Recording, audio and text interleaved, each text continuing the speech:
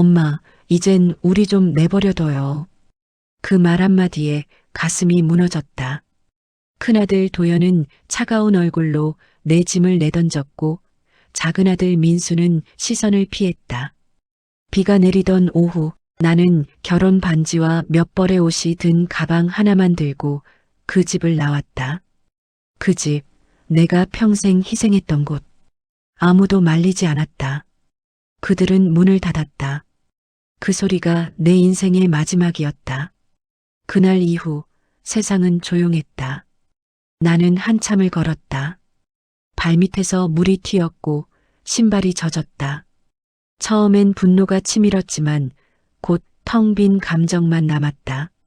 그래, 이제 끝이구나. 남편이 떠난 뒤 나는 오직 두 아들만 바라보며 살아왔다. 학교비, 등록금, 결혼자금까지 내 손으로 다 감당했다. 빚더미 위에서도 아이들만은 굶기지 않았다. 그런데 그 아이들이 나를 이렇게 내보냈다. 밤이 깊었다. 작은 원룸에 도착했을 때 벽지가 누렇게 떠 있었다.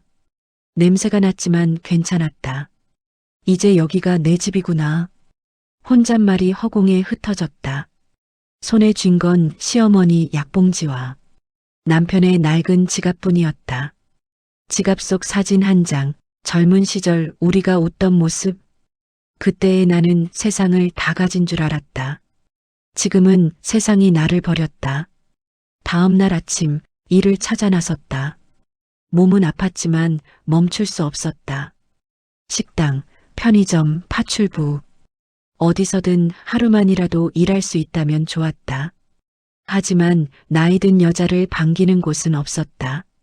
이모님, 죄송한데 젊은 분 찾고 있어요. 문이 닫힐 때마다 마음 한켠이 또 달았다. 저녁이 되자 버스 정류장에 앉아 있었다. 비가 내렸고 사람들은 우산을 쓰고 지나갔다. 나는 가만히 고개를 숙였다. 그때였다. 버스 정류장 옆 쓰레기통 근처에 낡은 신문 한 장이 바람에 나뒹굴었다. 비에 젖은 종이 위로 굵은 글씨가 눈에 들어왔다. 주식으로 인생 역전한 60대 여성의 사연. 순간 이상하게 가슴이 뛰었다. 나랑 비슷한 나이네. 그 기사 속 주인공은 이름도 생소한 시골 아주머니였다. 남편 빚 대신 갚으려 시작한 투자로 20억을 벌었다. 나는 오래도록 그 문장을 바라봤다. 비에 젖은 종이를 주워들고 천천히 접었다. 그때는 몰랐다. 그게 내 인생의 전환점이 될 줄은. 그날 밤 낡은 휴대폰을 켰다. 유튜브에서 주식 기초를 검색하자 젊은 남자의 목소리가 흘러나왔다. 오늘은 초보자분들을 위한 투자 개념을 설명드리겠습니다. 나는 고개를 끄덕이며 노트를 폈다. 글씨는 삐뚤었지만 정성껏 적었다. PER 주가 수익 비율, 분할 매수, 손절 라인. 낯선 단어들이었지만 이상하게 희망 같았다. 다음 날엔 일용직으로 공사 현장 청소 일을 했다. 손에 물집이 잡혔고 팔은 쑤셨지만 견딜만 했다. 퇴근길에 3,000원짜리 컵라면을 사 먹으며 휴대폰을 켰다. 오늘은 코스피가 하락세를 보였는데요. 나는 그 목소리를 들으며 생각했다. 나도 할 수 있을까? 그날 밤 통장 잔고를 확인했다. 남은 돈은 14만 2천 원. 그중 5만 원을 떼어 계좌를 개설했다. 그리고 첫 주식을 샀다. 이게 내 마지막 도전이다. 며칠 뒤 그 주식은 3% 올랐다. 단 1,500원의 수익. 하지만 그날 나는 웃었다. 내 힘으로 번 돈이야. 비로소 세상에 다시 서는 기분이었다. 비록 작지만 확실한 시작이었다. 그날 밤 잠들기 전 창문에 비친 내 얼굴을 보았다. 주름이 깊어졌고 머리엔 흰빛이 섞였지만 눈빛만큼은 어릴 적처럼 빛났다. 혜란아, 넌 아직 살아있잖아. 스스로에게 그렇게 말했다. 누구도 내 손을 잡아주지 않아도 괜찮았다. 나는 다시 걸을 것이다. 세상이 내게 등을 돌려도 이젠 나 자신이 나를 믿어야 했다. 그날 이후 나는 하루에 3시간씩 공부했다. 새벽엔 영상 강의, 낮엔 일, 밤엔 차트를 분석했다. 처음엔 머리가 아팠지만 서서히 숫자와 흐름이 보이기 시작했다. 그리고 마음속엔 언젠가 나도 저 사람들처럼 성공하겠다는 불씨가 피어올랐다. 누군가는 나를 불쌍하다고 할지도 모른다. 하지만 나는 알고 있었다. 이건 복수가 아니라 존재의 증명이었다. 나를 버린 세상에게 보여줄 것이다. 내가 얼마나 단단해질 수 있는지, 내가 얼마나 강해질 수 있는지. 이 나이에 다시 시작한다고 스스로에게 던진 말이었다. 벽에 기댄 채 거울에 비친 내 얼굴을 봤다. 주름은 더 깊어졌고 눈동자는 피로했다. 하지만 그 속엔 아직 꺼지지 않은 불빛 하나가 남아 있었다. 그래도 살아야지. 아직 끝난 건 아니야. 그 말은 누군가에게 한 약속처럼 들렸다. 편의점 야간 알바는 생각보다 힘들었다. 밤 10시부터 아침 7시까지 서서 계산대를 지켰다. 하루 종일 서 있으면 허리가 아프고 눈은 시렸다. 손님이 없을 땐 청소를 하거나 진열대를 정리했다. 새벽 2시쯤엔 늘 같은 손님이 왔다. 구겨진 셔츠 차림의 회사원, 늘 한 손엔 커피 2캔. 그는 나를 보며 말했다. 아줌마, 이런 시간까지 일하시네요. 나는 웃으며 대답했다. 이 나이엔 일할 수 있는 게 어디야. 그 말이 스스로에게 위로가 되었다. 퇴근하고 나면 해가 떠 있었다. 집에 돌아오면 옷을 갈아입고 잠시 누웠다. 하지만 눈을 감으면 두 아들의 얼굴이 떠올랐다. 엄마, 이젠 우리 좀 내버려둬요. 그 말이 귀에서 사라지지 않았다. 억울했다. 하지만 원망보다 더 큰 건 허무였다. 그래도 나는 엄마인데 그 마음 하나로 버텼다. 그렇게 몇 달이 지나고 나는 편의점 앞 벤치에 앉아 컵라면을 먹고 있었다. 신문 한 귀퉁이에 눈이 갔다. 초보도 할 수 있는 주식 투자. 지난번 봤던 기사처럼 또 누군가의 성공담이었다. 그 순간 이상하게 끌렸다. 나도 할 수 있을까? 휴대폰을 꺼내 주식 기초라고 검색했다. 영상 하나가 눈에 들어왔다. 60대 초보, 1년 만에 수익 내는 법. 나는 그걸 눌렀다. 여러분, 늦지 않았습니다. 영상 속 강사는 환하게 웃고 있었다. 늦지 않았다는 말이 귀에 박혔다. 나는 메모장을 꺼내 적었다. PER, 분할 매수, 손절. 무슨 말인지 하나도 몰랐지만 이상하게 설렜다. 퇴근 후 피곤한 몸으로 노트를 펴는 게 이젠 습관이 되었다. 며칠 뒤 나는 공장 청소 아르바이트를 구했다. 하루 일당은 8만 원. 그 돈으로 전기세와 식비를 해결하고 남은 10,000원은 통장에 넣었다. 그리고 조금씩 저축했다.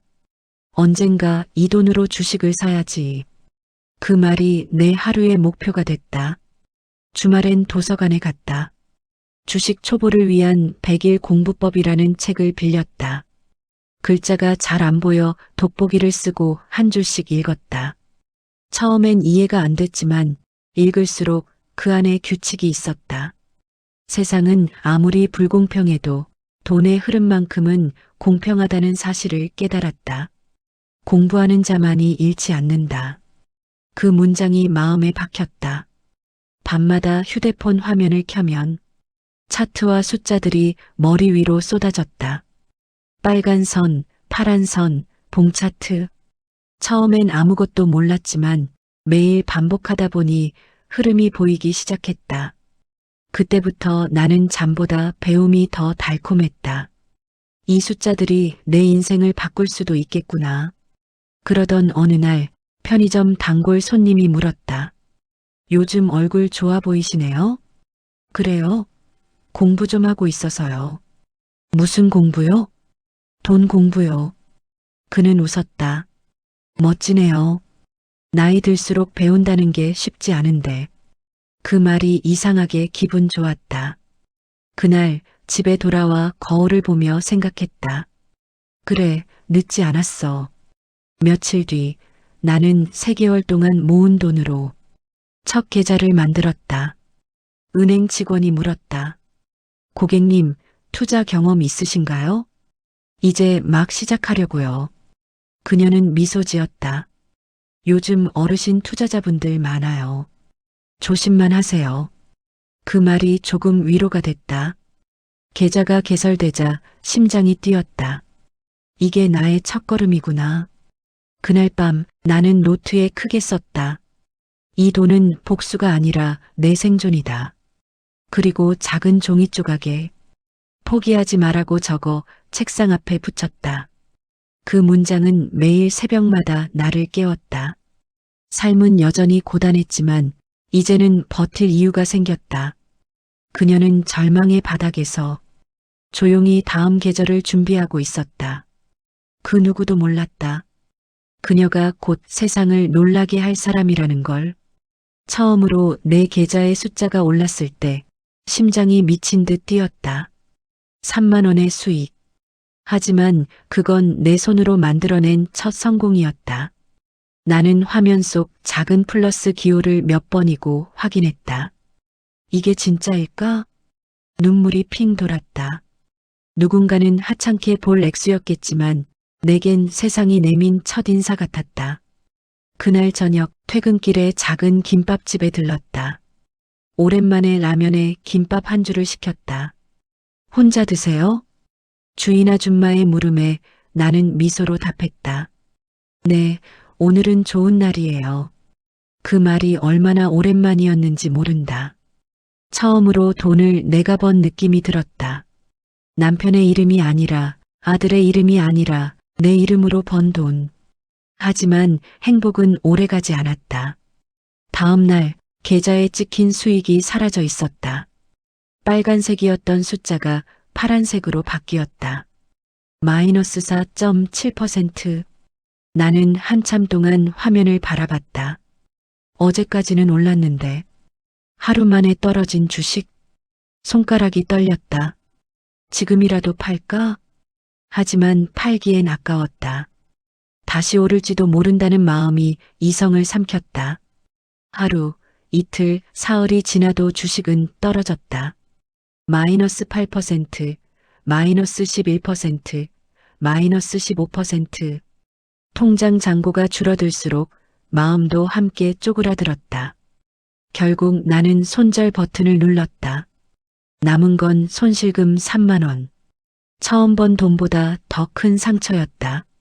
나는 노트를 펼쳐 그날의 날짜를 적었다. 2021년 3월 8일 첫 실패. 욕심 금지. 글씨가 삐뚤었지만 마음만은 단단했다. 그날 이후 나는 매일 저녁 차트를 분석했다. 어디서 틀렸는지, 왜 무너졌는지 손익 그래프를 손으로 그리며 공부했다. 이건 돈의 문제가 아니라 내 자신과의 싸움이었다. 하루는 편의점 단골이 내 노트를 봤다. 이모님, 이게 뭐예요? 내 주식 일기야. 그가 웃으며 말했다. 진짜 열심히 하시네요. 근데 힘들지 않아요? 힘들죠. 그래도 이건 내 인생 공부예요. 그는 잠시 고개를 끄덕였다. 그날 이후 그는 늘 나를 선생님이라 불렀다. 어느 날 밤 나는 새벽 2시까지 강의를 들었다. 강사가 말했다. 돈을 버는 사람은 원칙을 지키는 사람입니다. 그 한 문장이 마음을 때렸다.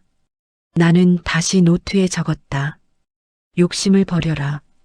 원칙을 지켜라. 그리고 그 밑에 조용히 써넣었다. 나는 다시 시작한다. 다음 달 작은 종목 하나가 눈에 들어왔다. 실적도 안정적이고 차트도 고요했다. 나는 조금씩 매수했다.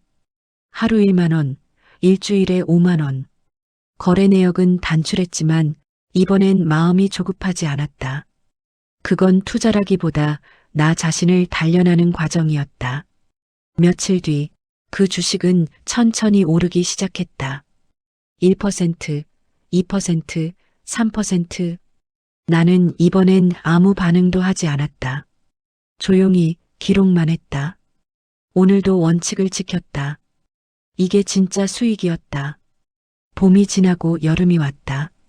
내 계좌는 조금씩 자라 있었다. 10만 원이 15만 원이 되고 15만 원이 30만 원이 되었다. 그 숫자보다 더 값진 건 내 마음이 흔들리지 않는다는 것이었다. 하루는 버스 창가에 앉아 도시를 바라봤다. 사람들은 여전히 바쁘고 세상은 여전히 차가웠다. 하지만 나는 조금 다르게 보였다. 세상은 나를 버렸지만 돈의 흐름만큼은 내 편이 되어줬구나. 그 생각에 웃음이 났다. 그날 밤 나는 편지 한 장을 썼다. 받는 사람 나 자신. 혜란아, 내가 잃은 건 돈이 아니라 두려움이야. 이제부터는 너를 믿어. 편지를 접어 책상 서랍에 넣었다. 그리고 다시 노트를 폈다. 3개월째 수익 유지. 앞으로도 원칙을 잊지 말 것. 이제 나는 안다. 성공은 행운이 아니라 습관이고 실패는 끝이 아니라 방향 수정이다. 그날의 손실은 내게 가장 값진 수업이었다. 혜라는 모니터를 끄며 미소 지었다. 창문 너머로 아침 햇살이 들어왔다. 오늘도 공부해야지. 이제 그녀는 두려움 대신 규칙과 함께 살고 있었다. 혜란 씨, 요즘 얼굴이 달라졌어요. 식당 사장님이 말했다. 나는 웃으며 고개를 숙였다. 그래요? 그냥 조금 나아진 거죠. 하지만 사실이었다. 내 얼굴엔 빛이 돌고 있었다. 예전처럼 주름은 그대로였지만 그 속엔 자신감과 여유가 생겼다. 이젠 하루가 단순히 버티는 시간이 아니었다.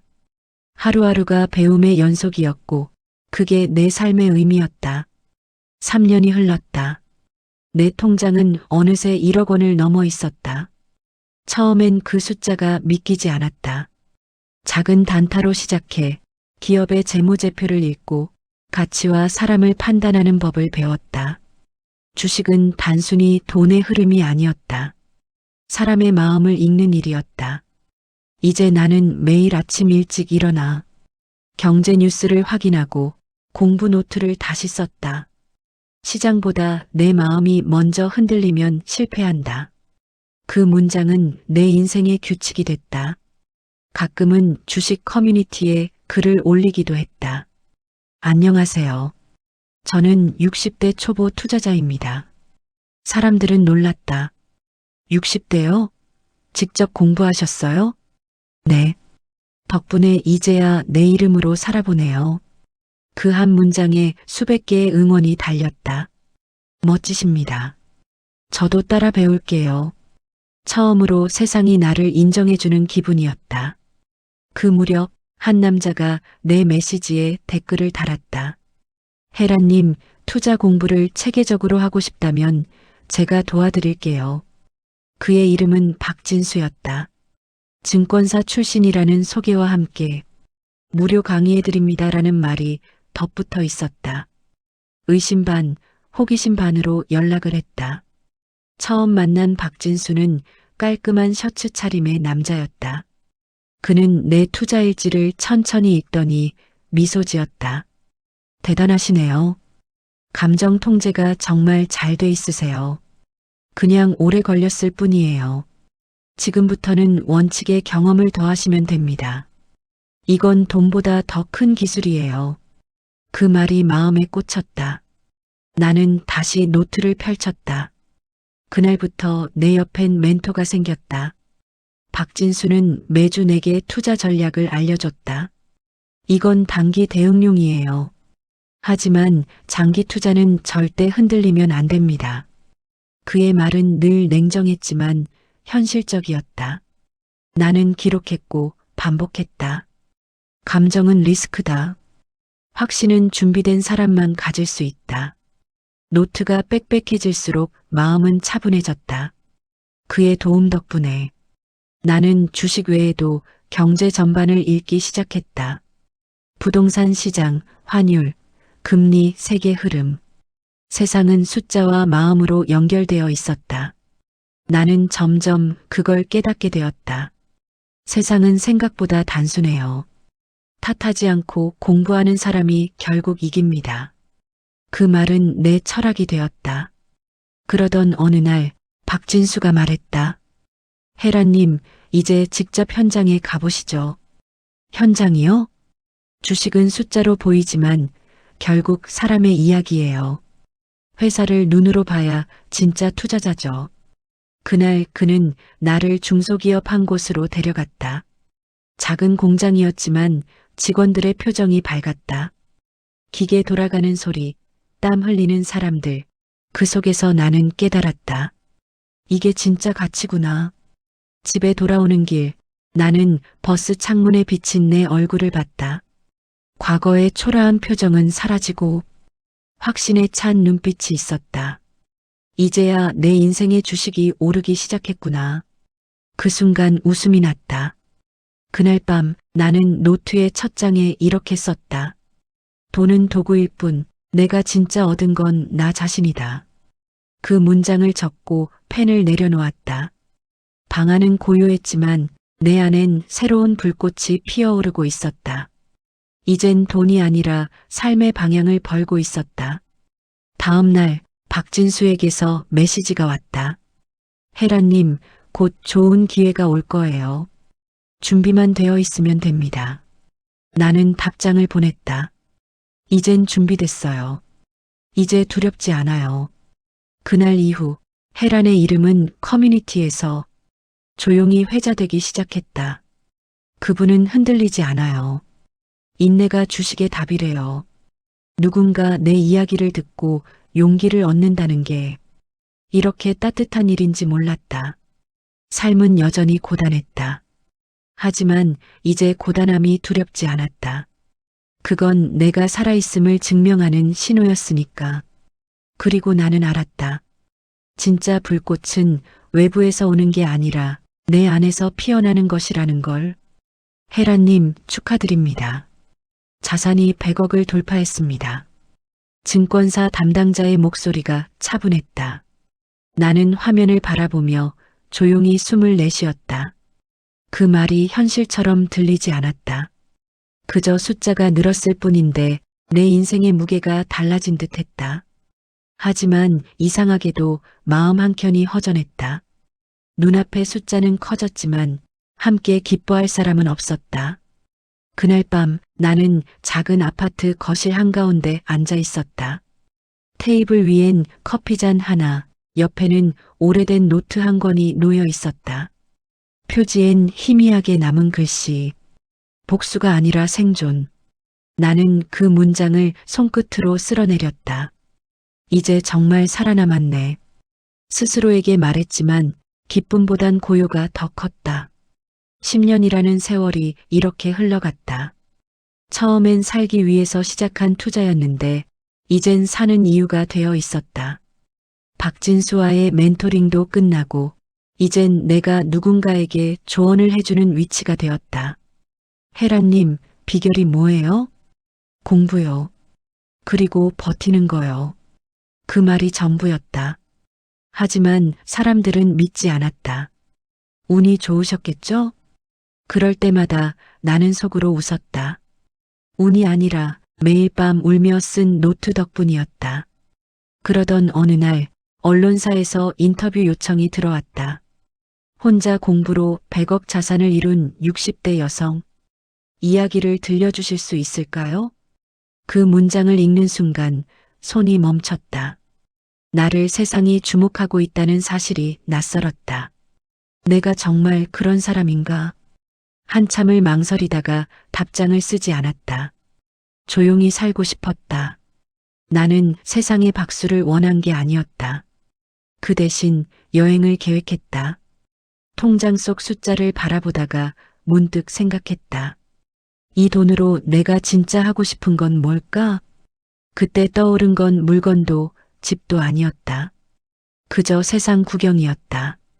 내가 버티던 그 시간 동안 세상은 얼마나 변했을까 궁금했다. 첫 여행지는 제주였다. 공항에 도착해 바람을 맞는 순간 눈물이 흘렀다. 살았구나, 나. 한때는 이곳에 올 돈조차 없었는데 이젠 내 힘으로 비행기를 타고 왔다. 카페 창가에 앉아 노트를 펼쳤다. 그리고 이렇게 썼다. 돈은 도구다. 진짜 부는 자유다.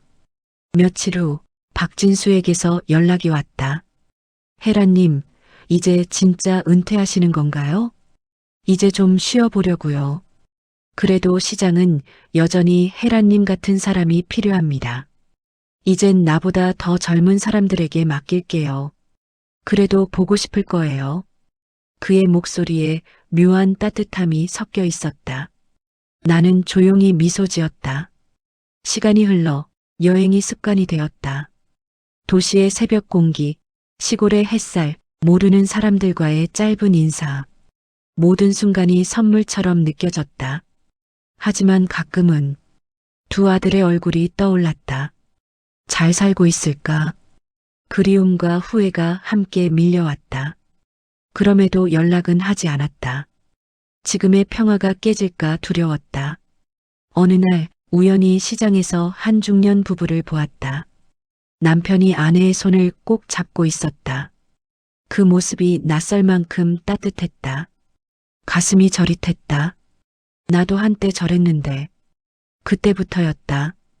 가끔은 혼자 있는 시간이 두려워졌다. 성공이 이렇게 외로운 것인 줄 몰랐다. 호텔방 창가에서 노트를 꺼냈다. 노트 마지막 장엔 이런 글귀가 있었다.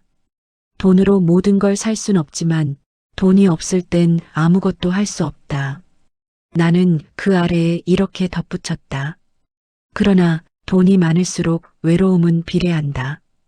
그날 밤 잠들기 전 창밖의 불빛을 바라봤다. 거리엔 웃음소리가 가득했고 나는 조용히 속삭였다. 그래도 괜찮아. 이건 내 선택이니까. 그 말이 조금은 위로가 되었다. 헤라는 다시 여행 일정을 정리했다. 다음 목적지 부산. 손으로 그 단어를 쓰며 웃었다. 마음 한켠이 아직 비어 있었지만 그 빈자리를 세상이 채워줄 것 같았다. 이 사람 어디서 많이 본 얼굴인데. 도연은 출근길 카페에서 뉴스를 보다가 커피잔을 떨어뜨렸다. 휴대폰 화면엔 굵은 제목이 떠 있었다. 60대 여성, 독학으로 100억 자산을 일군 인생 역전의 신화. 그 여인은 단정한 단발머리에 낯선 옷차림으로 화면을 응시하고 있었다. 하지만 그 눈빛은 도연이 너무도 잘 알고 있었다. 엄마. 그는 숨을 삼켰다. 10년 전 문 앞에서 등을 돌리던 마지막 순간이 떠올랐다. 그때는 분노였고 지금은 후회였다. 회사 단체 채팅방이 울렸다. 이 기사 봤어요? 대단하지 않아요? 누군가가 사진을 확대해 보여줬다. 도연은 화면을 닫았다. 눈앞이 희미하게 흔들렸다. 그날 저녁 휴대폰이 울렸다. 민수 동생. 도연은 한참을 망설이다 통화를 받았다. 형, 그 기사 봤어? 봤다. 진짜 엄마야. 나 처음엔 믿기지도 않더라. 민수의 목소리가 떨렸다. 형, 우리 이제라도 가보자. 그냥 한 번만이라도 얼굴 보자.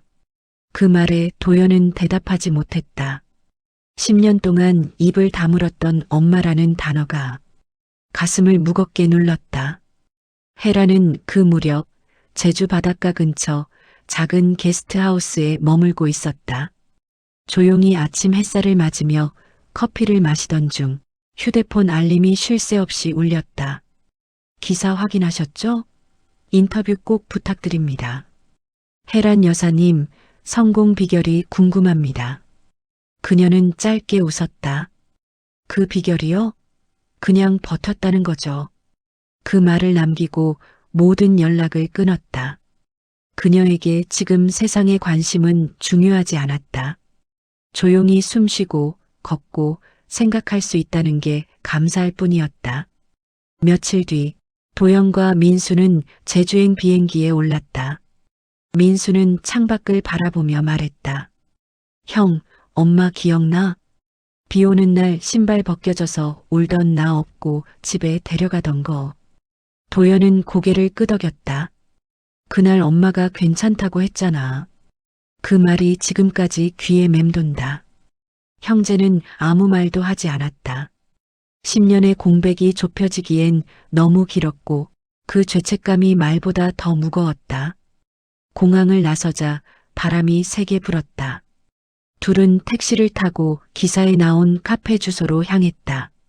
도착하니 바다와 맞닿은 창가 자리에 한 여인이 앉아 있었다. 회색 스웨터 차림의 뒷모습, 그 어깨의 곡선만으로도 두 사람은 단번에 알아봤다. 엄마. 민수가 먼저 불렀다.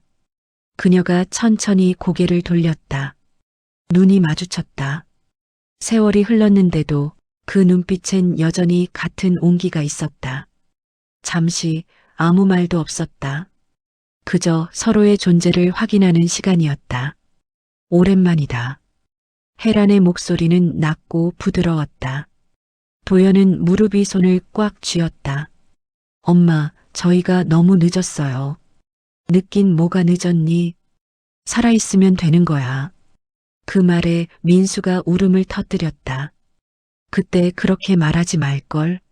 엄마가 나중에 얼마나 힘들었을까. 혜란은 고개를 저었다. 그 일 덕분에 내가 이렇게 됐어. 아마 그때 용서 못했으면 지금의 나는 없었을 거야. 카페 밖으로 석양빛이 물들기 시작했다. 혜란은 두 아들을 번갈아 보았다. 너희도 많이 변했네. 엄마는 원망 안 했어요? 혜란은 잠시 숨을 고르고 말했다. 원망했지. 근데 사람은 원망으로 살 순 없더라. 언젠가부터 그 감정이 나를 일으켜 세웠어. 그녀의 눈빛은 부드럽고 단단했다. 세 사람은 함께 바다로 걸어 나왔다. 햇살이 마지막 힘을 다해 수평선을 물들였다. 민수가 물었다. 엄마, 이제 뭐 할 거예요? 여행 다니고 배우고 도울 거야. 도운다니요? 이 세상 덕분에 내가 살아났으니 이제는 나도 조금 돌려줘야지. 도연은 조심스럽게 물었다. 그럼 우리한테는? 혜라는 미소를 지었다. 이미 줄 만큼 줬잖니. 생명, 그리고 시간. 그 한마디에 두 형제는 아무 말도 할 수 없었다. 그날 밤 둘은 공항으로 향했다. 비행기 안에서 민수가 조용히 물었다. 형, 엄마가 정말 우리를 용서했을까? 도연은 창밖의 어둠을 바라보며 대답했다. 응. 그 미소가 그랬어. 이제 엄마는 우리보다 훨씬 자유로워. 그 시각 혜라는 게스트하우스 창가에 앉아 있었다. 노트 한 권을 펼쳐 빈 페이지에 천천히 글을 썼다. 미움은 나를 묶었고 용서는 나를 풀었다. 이제 이 자유를 세상과 나누려 한다. 펜 끝이 멈췄다. 창밖의 달빛이 바다 위로 길게 번졌다. 그녀는 조용히 미소 지었다. 이제 정말 괜찮다. 밤이 깊어도 잠이 오지 않았다. 도연과 민수를 돌려보낸 지 사흘째 되는 밤이었다. 방 안은 고요했고 창문 너머엔 바다의 숨소리만 들렸다. 혜라는 침대에 앉아 두 손을 모았다. 그날 두 아들의 얼굴이 머릿속에 선명했다. 눈을 피하지 못하던 시선, 떨리던 입술, 그리고 마지막에 남았던 그 한마디. 엄마, 우리 이제라도 잘할게요. 그 말이 자꾸 귓가를 맴돌았다. 정말 잘할 수 있을까? 아니, 나도 그럴 수 있을까? 그녀는 천천히 일어나 창문을 열었다. 밤바람이 머리카락을 스쳤다. 이젠 정말 다 괜찮다고 생각했는데 입술이 떨렸다. 용서는 입으로는 쉬웠지만 마음으로는 여전히 무겁게 내려앉아 있었다. 아들들의 얼굴 속에서 옛날의 자신을 봤다. 젊고 불안하고 사랑에 서툴던 시절. 그녀는 그 아이들이 밉지 않았다. 그저 안쓰러웠다. 다음 날 아침 헤라는 근처의 작은 도서관으로 향했다. 책장 사이를 천천히 걸으며 손가락으로 표지를 쓸었다. 한 권의 책이 눈에 들어왔다. 나를 용서한다는 것. 그녀는 책을 빌려 창가에 앉았다. 책 첫 장에는 이런 문장이 있었다. 용서는 상대를 위한 것이 아니라 나를 위한 선택이다. 그 문장을 읽는 순간 가슴 어딘가가 조용히 풀어지는 느낌이 들었다. 그래, 나를 위해서라도 놓아야지. 며칠 뒤 도연에게서 메시지가 왔다. 엄마, 다음 달에 시간 되면 서울 한번 올라오세요. 형제 둘이 식사 대접하고 싶어요. 헤라는 한참을 바라보다가 답장을 썼다. 그래, 시간 되면 생각해 볼게. 짧은 문장이었지만 손끝이 오래 떨렸다. 서울로 향하는 비행기 안 헤라는 창가에 기대 앉았다. 도시의 불빛이 작게 반짝였다. 10년 전 이 도시에서 모든 걸 잃었지만 이제는 그곳으로 다시 걸어가고 있었다. 이번엔 두렵지 않았다. 그녀는 스스로를 지켜낼 수 있는 사람이었으니까. 식당 문이 열리자 두 아들이 동시에 일어섰다. 엄마. 그녀는 미소로 답했다. 많이 컸네, 둘 다. 세 사람은 오랜만에 마주 앉아 식사를 했다. 대화는 조심스러웠지만 그 속엔 따뜻한 공기가 돌았다. 도연이 조심스레 말을 꺼냈다. 엄마, 그때 우리한테 화났죠? 화났지. 그땐 세상이 다 원망스러웠어. 근데 지금 생각하면 그때의 나도 너희도 그냥 미숙했던 거야. 민수가 고개를 숙였다. 이젠 뭐라도 해드리고 싶어요. 이미 다 받았어. 뭐요? 너희가 잘 사는 거. 그게 제일 큰 선물이야. 식사를 마치고 헤라는 두 아들과 함께 근처 공원을 걸었다. 벚꽃이 지는 계절이었다. 꽃잎이 바람에 흩날리자 민수가 말했다. 엄마, 우리 앞으로 자주 볼 수 있죠? 헤라는 미소를 지었다. 그럼. 하지만 너무 자주 오진 마. 엄마도 이제 자기 인생이 있으니까. 그 말에 두 아들은 잠시 웃었다. 짧은 웃음이었지만 그 안엔 지난 세월의 미안함이 녹아 있었다. 그날 밤 헤라는 호텔방 창가에 앉아 도시 불빛을 바라봤다. 용서란 결국 거리두기구나. 가깝지도 완전히 멀지도 않은 거리. 그게 지금의 그녀에게 가장 편안한 온도였다. 며칠 뒤 헤라는 제주로 돌아왔다. 가방에서 노트를 꺼내 새 페이지를 열었다. 진짜 용서는 서로의 삶을 존중할 때 완성된다. 그녀는 펜을 내려놓고 창밖의 하늘을 바라보았다. 해가 지고 있었다. 노을빛이 방 안을 붉게 물들였다. 그 빛이 마치 오래된 상처를 감싸는 것 같았다. 그날 밤 헤라는 오랜만에 꿀같이 깊은 잠을 잤다. 꿈속에서 두 아들이 어린 시절 모습으로 달려와 말했다. 엄마, 이제 웃어요. 그녀는 눈을 감은 채로 미소 지었다. 그래, 이제 웃을 수 있겠구나.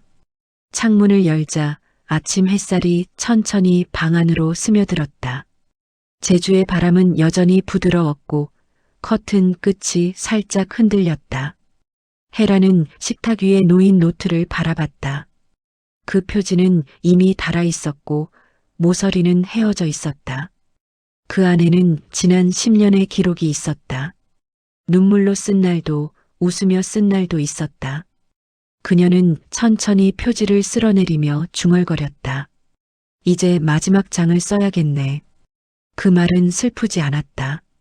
오히려 오랜 여행을 끝내는 사람의 목소리였다. 그녀는 커피를 내렸다. 한 모금의 따뜻한 향이 방 안을 채웠다. 창밖엔 새들이 날아오르고 멀리 파도가 하얗게 부서졌다. 이젠 세상이 더 이상 두렵지 않았다. 그녀는 오랜 시간 걸려 세상을 이해했고 그 안에서 자신을 찾아냈다. 버림받은 인생이 아니었어. 단지 길이 조금 멀었을 뿐이야. 그녀는 그 문장을 노트 첫 줄에 적었다. 며칠 전 은행에서 상담을 받았다. 기부 신탁을 설정하시겠다고요? 직원의 목소리는 약간 놀라 있었다. 헤라는 미소로 답했다. 네. 제 돈은 제가 떠난 뒤 사회에 돌려주고 싶어요. 아이들에겐 이미 제 마음을 다 줬으니까요. 직원은 고개를 숙였다. 정말 멋진 결정이십니다. 그녀는 고개를 저었다. 멋진 건 아니에요. 그냥 제가 세상한테 진 빚을 갚는 거예요. 은행을 나서며 하늘을 올려다봤다. 맑았다. 예전 같았으면 이런 날엔 괜히 외로웠을 텐데 이젠 그 고요함조차 감사했다. 사람은 결국 자기 마음의 크기만큼 세상을 품게 된다. 그녀는 조용히 웃었다. 그날 저녁 박진수에게서 연락이 왔다. 헤라님, 요즘은 여행만 다니신다면서요? 네, 이젠 공부보다 세상이 더 재미있네요. 그래도 시장은 여전히 헤라님 같은 사람을 필요로 합니다. 이젠 숫자보다 사람을 보고 싶어요. 그의 웃음소리가 전화 너머로 들렸다. 역시 헤라님답네요. 진수 씨, 고마워요. 내가 여기까지 올 수 있었던 건 당신 덕분이 커요. 아닙니다. 스스로 만든 길이잖아요. 그녀는 잠시 침묵했다. 그래요. 이제 그 길을 나누려고요. 다음 날 그녀는 공항으로 향했다. 목적지는 강릉. 바다를 좋아했지만 이번엔 동쪽 바다를 보고 싶었다. 비행기 창가에 앉아 하늘을 바라봤다. 구름 사이로 햇빛이 쏟아지고 그 아래 도시들이 점점 작아졌다. 그녀는 노트 한 권을 무릎 위에 올려놓았다. 마지막 노트 내가 세상에 남기는 말. 그 문장이 파란 잉크로 쓰여 있었다. 강릉의 바다는 제주와 달랐다. 조용하고 단단했다. 헤라는 해변을 걸었다. 모래에 발자국을 남기며 생각했다. 나는 오래 미워했고 오래 견뎠다. 그게 나를 여기까지 데려왔지. 그녀는 주머니에서 편지 봉투를 꺼냈다. 수신 도연 민수에게. 한참을 바라보다 미소를 지었다. 이제 이 편지는 보내도 되겠구나. 호텔 방에서 창문을 열었다. 바람이 커튼을 살짝 흔들었다. 그녀는 노트 마지막 장을 펼쳤다. 글씨는 단정하고 또렷했다. 나는 더 이상 과거를 탓하지 않는다. 인생은 나에게 상처를 줬지만 그 상처 덕분에 세상을 배웠다. 내가 남긴 돈은 세상을 위해 쓰이겠지만 내가 남긴 마음은 너희를 위해 남긴다. 그녀는 펜을 내려놓고 한동안 그 문장을 바라봤다. 눈물이 맺혔지만 이번엔 슬퍼서가 아니었다. 며칠 뒤 도연과 민수는 한 통의 편지를 받았다. 보낸 사람 어머니 헤란. 편지엔 이렇게 적혀 있었다. 아들들아, 엄마는 너희를 용서했고 너희도 너희 자신을 용서하길 바란다. 돈은 세상에 돌려줄 거야. 하지만 그 대신 엄마는 너희에게 시간을 선물한다. 이제부터의 삶은 너희 몫이야. 서로를 지켜주렴. 편지를 읽던 도연의 눈가가 젖었다. 민수는 고개를 숙였다. 그들은 아무 말도 하지 못했다. 단지 편지 끝에 적힌 한 문장을 오래 바라봤다. 사람이 남긴 진짜 유산은 사랑이야. 그날 밤 헤라는 호텔 옥상에서 바다를 내려다봤다. 하늘엔 별이 가득했고 바람은 부드러웠다. 그녀는 속삭였다. 이제야 진짜 자유롭다. 손에는 오래된 노트 한 권이 들려 있었다. 바람이 페이지를 넘기며 마지막 문장을 드러냈다. 진짜 부자는 용서할 줄 아는 사람이다. 그녀는 천천히 노트를 덮었다. 창밖의 파도 소리가 잔잔히 이어졌다. 그리고 조용히 미소 지었다. 그 웃음엔 미련도 슬픔도 없었다. 그저 평화가 있었다.